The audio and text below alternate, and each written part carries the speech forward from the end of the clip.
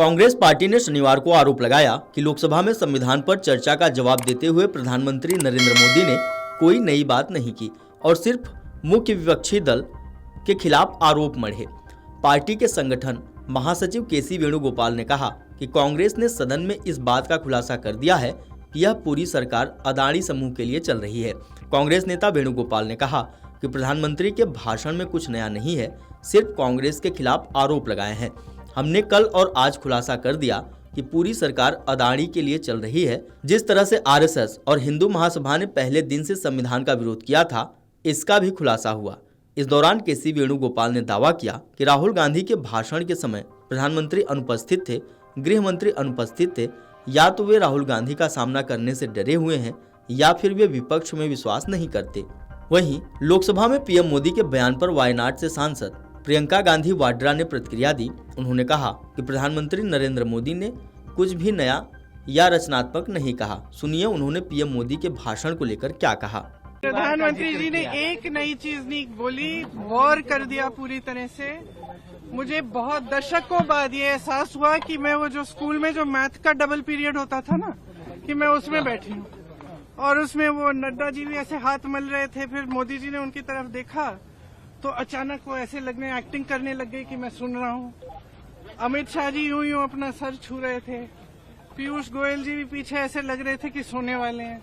तो मेरे लिए तो एक नया एहसास था। मैंने सोचा था प्रधानमंत्री जी कुछ नया बोलेंगे, कुछ अच्छा बोलेंगे। उनके खोखले 11 संकल्प, अगर भ्रष्टाचार के प्रति जीरो टॉलरेंस है तो अडानी पे बहस तो करो। पश्चिम बंगाल में सत्ताधारी दल तृणमूल कांग्रेस ने भी पीएम मोदी के लोकसभा में दिए गए भाषण पर निशाना साधा। तृणमूल कांग्रेस की तरफ से सोशल मीडिया प्लेटफॉर्म एक्स पर लिखा गया कि प्रधानमंत्री नरेंद्र मोदी का अघोषित संकल्प मणिपुर पर चुप रहना। आपको बता दें कि लोकसभा में पीएम मोदी ने संविधान के 75 वर्ष के गौरवशाली यात्रा पर बहस में हिस्सा लेते हुए कांग्रेस और गांधी परिवार पर जमकर निशाना साधा। पीएम मोदी ने अपने संबोधन में कहा कि कांग्रेस के एक परिवार ने संविधान को चोट पहुंचाने में कोई कसर नहीं छोड़ी।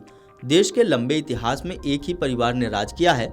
इस परिवार के कुविचार, कुरीति, कुनीति, इसकी परंपरा निरंतर चल रही है। हर स्तर पर इस परिवार ने संविधान को चुनौती दी है। पीएम मोदी ने आगे कहा कि 1947 से 1952 तक इस देश में चुनी हुई सरकार नहीं थी। एक अस्थायी व्यवस्था, एक सिलेक्टेड सरकार थी। चुनाव नहीं हुए थे। एक अंतरिम व्यवस्था के तौर पर खाका खड़ा हुआ था।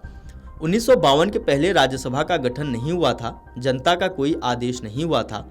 अभी अभी तो संविधान निर्माताओं ने संविधान बनाया था, तब उन्होंने ऑर्डिनेंस करके संविधान को बदला और किया क्या, अभिव्यक्ति की आज़ादी पर हमला कर दिया। यह संविधान निर्माताओं का भी अपमान था, लेकिन वहां उनकी चली नहीं। बाद में जैसे ही मौका मिला, उन्होंने अभिव्यक्ति की आज़ादी का हथौड़ा मार दिया। वो जो संविधान सभा में नहीं करवा पाए, वो उन्होंने पीछे के दरवाजे से किया। जो चुनी हुई सरकार के नेता नहीं थे, उन्होंने ये किया। पीएम मोदी ने पूर्व पीएम नेहरू की चिट्ठी का जिक्र करते हुए कहा कि नेहरू जी ने उस दौरान एक चिट्ठी लिखी थी, अगर संविधान हमारे रास्ते में आ जाए तो हर हाल में संविधान में परिवर्तन करना चाहिए। जब देश में संविधान नहीं था, तब राजेंद्र प्रसाद जी ने चिताया था कि यह गलत कर रहे हो। तब हमारे स्पीकर ने भी इसे गलत बताया था। आचार्य कृपलानी, जयप्रकाश नारायण जैसी बड़ी शख्सियतों ने भी इसे गलत करार दिया। लेकिन नेहरू जी का अलग संविधान चलता था, इसलिए उन्होंने इतने वरिष्ठ महानुभावों की सलाह नहीं मानी और उनकी राय को दरकिनार कर दिया। Video desk amarujala.com।